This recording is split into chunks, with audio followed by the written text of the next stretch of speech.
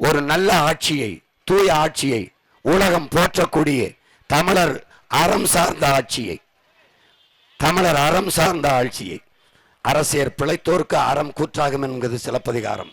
குடிதலி கோலோச்சு மாநில மன்னன் அடிதொலி நிற்கும் உலகு என்கிறது நம்முடைய வள்ளுவ பெருமகனார் தந்தறிய மறைமொழி திருக்குறள். முறை செய்து காப்பாற்றும் மன்னவன் மக்களுக்கு இறை என்று வைக்கப்படும் என்கிறது. அப்படி உருபசையும் ஓவா பிணியும் செருவகையும் சேராது எழுவது நாடு என்கிறது. புதிதாக எது ஒன்றையும் நாம் வகுத்து கொள்ள வேண்டியது இல்லை.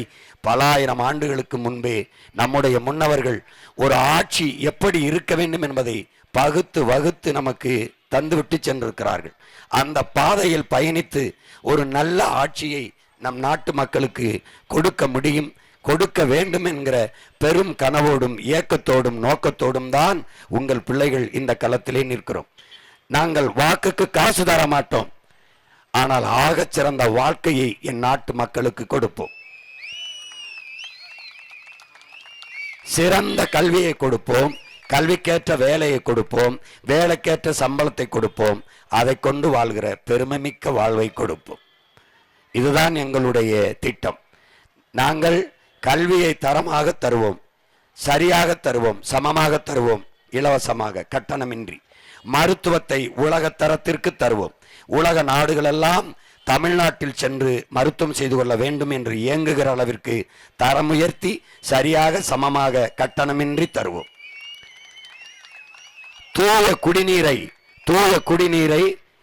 தூய குடிநீரை எல்லா குடிகளுக்கும் பகிர்ந்து அளிப்போம். தடையற்ற மின்சாரம் தருவோம். இலவச மின்சாரம் இல்லை, தடையற்ற மின்சாரம். இலவச மின்சாரம் என்று ஏமாற்றி 1.5 லட்சம் கோடி மின்துறையில் மட்டும் கடன் இருக்கிறது. என் அன்பு சொந்தங்களே, மின் கட்டணத்தை இந்த திராவிட முன்னேற்ற கழகத்தின் ஆட்சி, இந்த ஆட்சி 3 முறை சகிக்க முடியாத அளவிற்கு மின் கட்டணத்தை உயர்த்தி இருக்கிறது. சொத்து வரியை கணக்கில்லாமல் உயர்த்தி இருக்கிறது. பத்திரப்பதிவு கட்டணத்தை கணக்கில்லாமல் உயர்த்தி இருக்கிறது.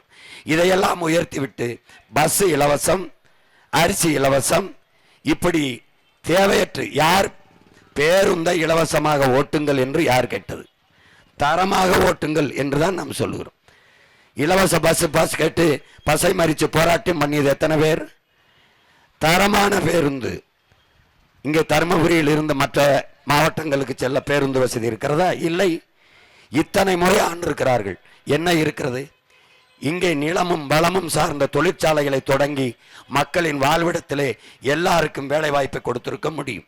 அந்த திட்டத்தில் தான் உங்கள் மகன் சொல்கிறேன், எல்லோருக்கும் அரசு வேலை, வீட்டுக்கு ஒருவருக்கல்ல இருவருக்கு எத்தனை பேருக்குமானாலும் அவரவர் வாழ்விடத்திலே அரசு வேலை தருகிறேன் என்று சொல்கிறேன். எப்படி தருவாய் சீமான்? நிலமும் வளமும் சார்ந்த தொழிற்சாலை. தருமபுரியில் என்ன வரும்?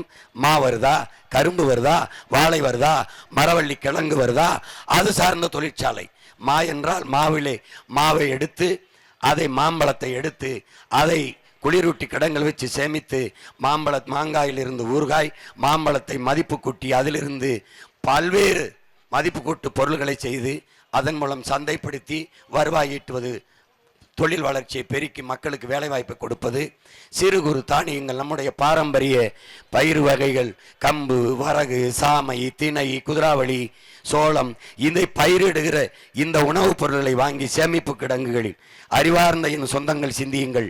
டாஸ்மார்க் சரக்கை சேமிக்குவதில் காட்டுவதில் முனைப்பை வேளாண்குடி மக்கள் விளைய வைக்கிற விளைபொருளை சேமித்து வைப்பதற்கு பாதுகாப்பான சேமிப்பு கிடங்கு எந்த மாவட்ட தலைநகரிலேயாவது இந்த 60 ஆண்டுகள் மாறி ஆண்ட இந்த ஆட்சியாளர்கள் சேமித்து வைத்திருக்கிறார்களா என்று பாருங்கள். கட்டி வைத்திருக்கிறார்களா என்று பாருங்கள். இலவசமாக ஃப்ரிட்ஜ் தருகிறேன் என்று சொல்கிறார்கள், காய்கறியை உள்ளே வைத்து பாதுகாக்க.